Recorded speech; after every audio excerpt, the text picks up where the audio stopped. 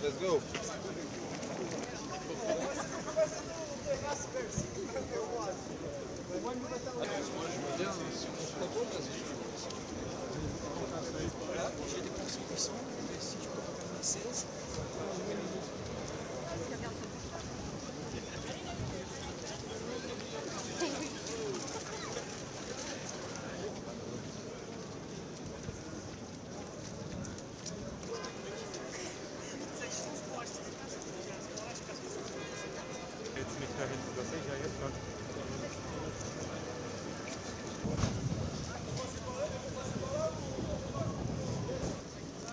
Bonjour, là on sent pas que si on dans le fond s'il vous plaît. Il y a moins de monde, ça arrange tout le monde, il n'y a personne.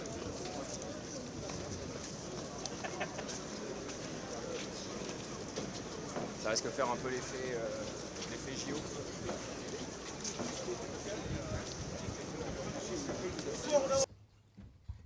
Thank you all for being here at the Paris Games 2025 presented. We've used this opportunity here over the last few days. Mark Tatum, the Deputy Commissioner, is here who oversees international, to have meetings with many different stakeholders.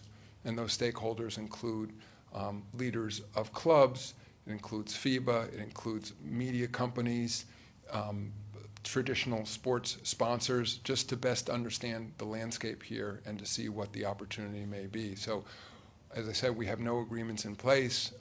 We're not ready to make any additional announcements, and we'll continue to learn all we can and to see if there is a path to move forward. Way back on the left, last row, three people in.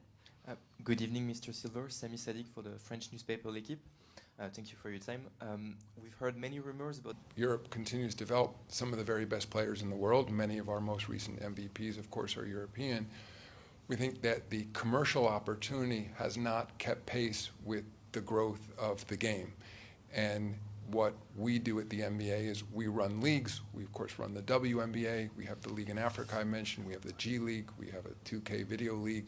So we operate 5 different leagues, and we think it's an expertise we have. And so we are looking very closely to see if there's an opportunity to professionalize the game to another level here, to create a larger commercial opportunity.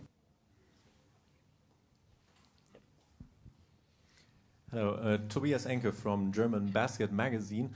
Adam, basketball in Germany as a sport has... When we look at that opportunity and these potential partners do as well, what they're telling us is they believe that from a commercial standpoint, in terms of the networks they represent or are part of, or those consumer companies that they represent, that they think there's a desire to connect with consumers, particularly young consumers, which is generally the fan base of the NBA, that they think that the market is ready to do more in this sport. Is on the right, second row, third person in.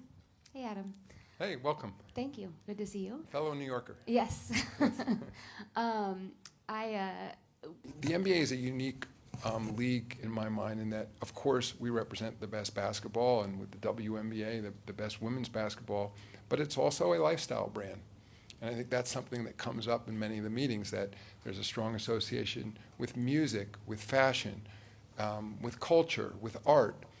And I think there's a real appreciation for that the NBA is even something a little bit different than basketball. This is pure basketball.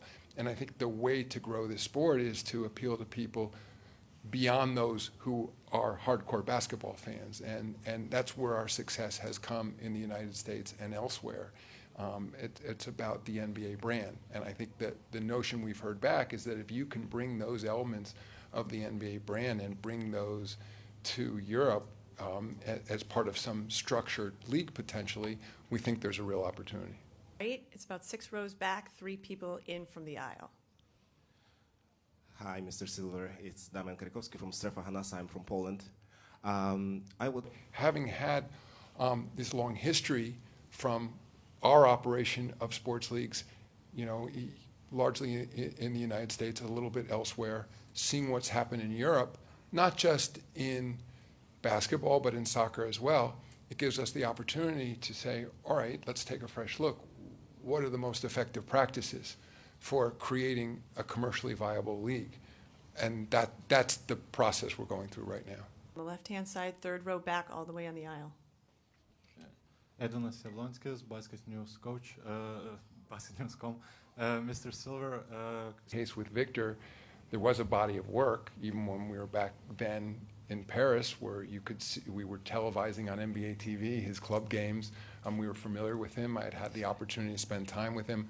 There was never a doubt in my mind in terms of Victor's character, his motivation, his drive, his intelligence. All those things are very apparent when you talk to him. I'd say now all those qualities being translated into the NBA game. We didn't know at that time he was going to be with the San Antonio Spurs, which again, we would have all been happy from the league standpoint with whatever club he had gone to.